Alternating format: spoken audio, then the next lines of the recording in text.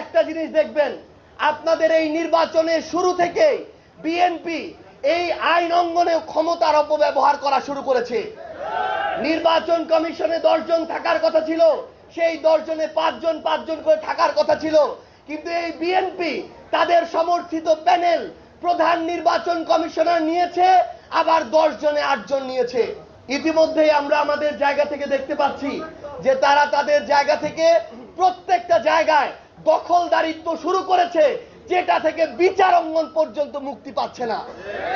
তাহলে এই বিচার অঙ্গন, এটা যেদিন তাদের ক্ষমতার মধ্যে কুক্ষিগত হবে, ওই দিন বাংলাদেশ স্বৈরাচারের পথে হাঁটাটা প্রতিষ্ঠিত হয়ে যাবে। এই জন্য আপনাদেরকে অনুরোধ করব, নির্বাচন কমিশনটা গিয়েছে, কিন্তু আগামী 29-30 তারিখের যে নির্বাচন, এই নির্বাচনে একটা ভোট আপনারা আপনাদের জায়গা থেকে কাউকে চুরি করতে দিবেন না।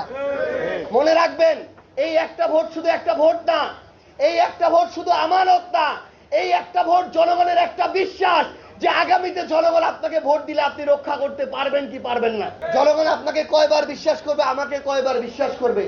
এই জন্য যেমন আমাদের প্রত্যেকটা মানুষের কাছে যেতে হবে, তেমনি প্রত্যেকটা মানুষের ভোটটা রক্ষা করার জন্য আমাদেরকে শক্তিশালী ভূমিকায় আমাদের সর্বোচ্চটুকু দিয়ে কাজ করতে হবে।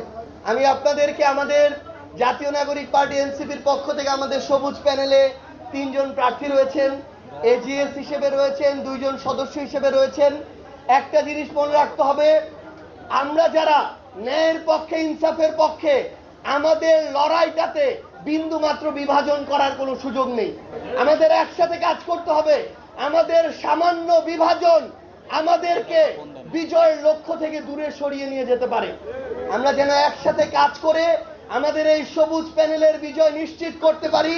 এবং আমি আপনাদেরকে শুধু একটা জিনিস বলে দেই, এই ঢাকা আইনজীবী আমাদের যে নির্বাচন, এই নির্বাচনে বিজয়ের মধ্য দিয়ে আমরা যদি সেদিন বিজয়ের মালা আমাদের প্রার্থীদেরকে পরাতে পারি, তাহলে ইনশাআল্লাহ আগামী প্রত্যেকটি জেলা নির্বাচনে বাংলাদেশে এই ইনসাফের পক্ষের প্রার্থীরা বিজয়ী হবে ইনশাআল্লাহ। আপনারা সবাই একসাথে কাজ করবেন, ইনসাফের পক্ষে থাকবেন, ইনশাআল্লাহ আমরা সবাই একসাথে মিলে আমাদের বিজয়ের লক্ষ্যে পৌঁছাবো।